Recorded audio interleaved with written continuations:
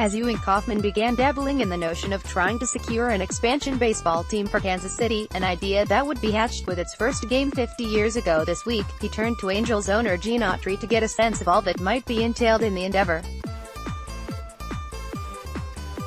In the process, Autry funneled him to Vice President of Operations Cedric Tallis, with whom Kauffman became so taken that Tallis soon accompanied him to Mexico City as an advisor for the 1967 baseball owners' meetings that led to Kauffman being awarded a franchise on Jan.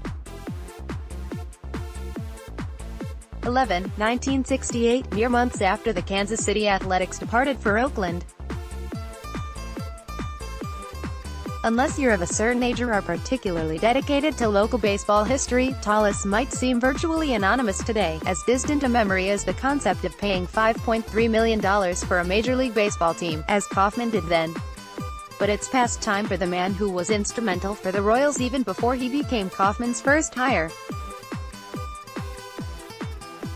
Tallis was a crucial force in the Royals becoming a model expansion team and must be recognized anew with enshrinement in the Royals Hall of Fame, an inexplicable oversight that this anniversary conveniently beckons to correct. That's both because of the remarkable blueprint he was crucial in creating and its enduring impact on a franchise that still emphasizes homegrown talent and conjuring its personnel to the cavernous playing dimensions and other flourishes he influenced in the stadium that opened in 1973. Not only aesthetically in its feel for us as fans but how it plays on the field and the importance of building the team to the field, something that continues to this day, said Curt Nelson, director of the Royals Hall of Fame and himself a treasure trove of franchise history. So his legacy with the Royals is in those first Royals championship teams, and his legacy is even still with us. You could say he was involved in the 2015 championship and the building of what's coming now. Everything that Cedric Tallis has influenced still goes on today. In fact, Tallis is in the very DNA of the organization, in ways purely symbolic and deeply substantial and ongoing. When the organization revealed the most fundamental aspect of its identity after a Name the Team contest, for instance, it was Tallis who sat front and center with Kauffman alongside and announced that the board voted unanimously for Royals. The moniker in part was credited to Sanford Port as one of the 547 people nominating that name among the 17,000 voters. Afterward, Kauffman revealed the board had been 6-1 before he came around, with him dissenting as he mulled names such as Kings, Eagles and Stars. When the Royals sought a logo, it was Ewing and Muriel Kauffman and Tallis who went to Hallmark with a set of criteria. Shannon Manning, who created the logo, told the Star in 2015. When the first uniforms were being considered, former Royals GM John Schuerhills recalled with a laugh in 2016, the young Schuerhills paraded back and forth as the model in Tallis' office as Tallis or others assessed the look. It was Tallis who chose Buddy Blattner to be the first voice of the team and Tallis who announced Blattner's decision in 1968 to bring on 26-year-old Denny Matthews, another of his signatures that still resonates today. Then there was the product itself, which won 11 more games in its first year than it did last season, 58, and produced a winning season in year 3, when Tallis was named MLB GM of the Year after a Sporting News poll of baseball executives. The Royals were in the postseason by 1976 and won a World Series in 1985 to 11 years before their first last-place season. Much of the fruits of Tallis' labor weren't enjoyed until after he was abruptly and still puzzlingly fired by Kauffman in June 1974, and we'll get back to that. But everything that sprouted had a direct correlation to the work of Tallis and the staff he was smart enough to hire and listen to, men like Super Scout Art Stewart and future MLB general managers such as Jack McKeon, Kirk Robinson, Sid Thrift and Lou Gorman, who brought along Schuerhills.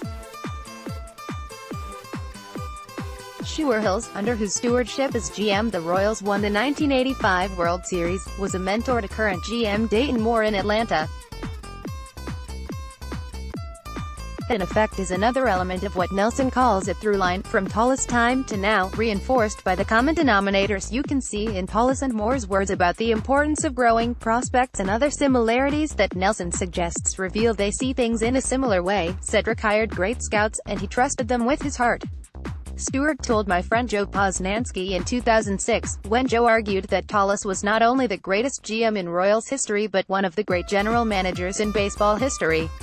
With a philosophy geared toward procuring young talent, Tallis set about regularly fleecing other teams, as Nelson put it, with trades that brought in Lou Piniella 50 years ago Monday, Amos Otis, Cookie Rojas, Fred Paddock, John Mayberry and Hal McRae, among impactful others, for little loss of consequence.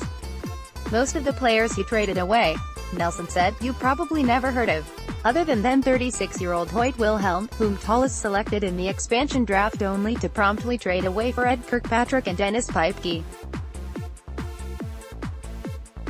His tenure featured the drafting of George Brett, Steve Busby, Al Cowens, Dennis Leonard, Paul Splittorff and Willie Wilson, among notable others, and the signing of Frank White. Added up, and Tallis' ledger includes 11 of the 17 players in the Royals Hall of Fame, not to mention non-players Stewart and Matthews. Talk about forever Royal, but at least in part because Tallis was fired by Kauffman in 1974, he's not as appreciated in franchise lore as he should be. It was a devastating time for Tallis. And a bewildering one for those covering the Royals. Under a story with the headline, "Firing of Cedric Tallis Shocking and Disturbing," Star Sports editor Joe McDuff wrote that it was shocking because of the cold manner in which it was done by Kauffman and disturbing for the potential impact it could have on the franchise. In the moment, McDuff called it a tragic mistake, and said, considering what he accomplished for the Royals, he should be awarded lifetime compensation. A point that only looked more true with time as the team he was most influential in putting together surged. Theories vary about why Kauffman summoned Tallis to Marion Laboratories that June Daines simply said he was terminating me. At least that's what Tallis, then with the Yankees, told longtime Newark Star-Ledger writer Jerry Eisenberg in the wake of the Royals' 1977 loss to New York with 18 players procured by Tallis' regime on that team. Maybe it was over some business decisions. Was it about a rift over Kauffman firing manager Bob Lemon over Tallis' apparent objections? Or tension between Tallis and McKeon, Lemon's replacement? Tallis seldom if ever spoke about his wounds in the Aleutian Islands during World War II that resulted in him being awarded a Purple Heart and contending with a bullet crease on his face that gave him headaches, said his daughter, Gail Tallis, executive director of the Folly Theatre. So maybe it's no surprise that he seldom, if ever, spoke about what happened with Kauffman. About the most he ever publicly said was a year later to McDuff, who reported that Tallis remained dispirited but wanted to avoid recriminations and an antagonistic attitude, and hoped that Kansas City would get the whiner it deserved. Now it's time Tallis gets what he deserves, a place in the Royals Hall of Fame, which revamped its voting system in recent years in such a way that its board should be able to accommodate his nomination next time around. When Tallis, 76, died after suffering a heart attack in 1991, the family asked Yankees owner George Steinbrenner to give the eulogy of a man who was their GM when they won the 1978 World Series among his vast other contributions to the organization and baseball. Through the years, Steinbrenner said that day, "I don't know of anybody who was ever more beloved in baseball than Cedric was." Kansas City and the Royals should feel the same way about a man whose impact on the franchise remains indelible and ought to be commemorated as such.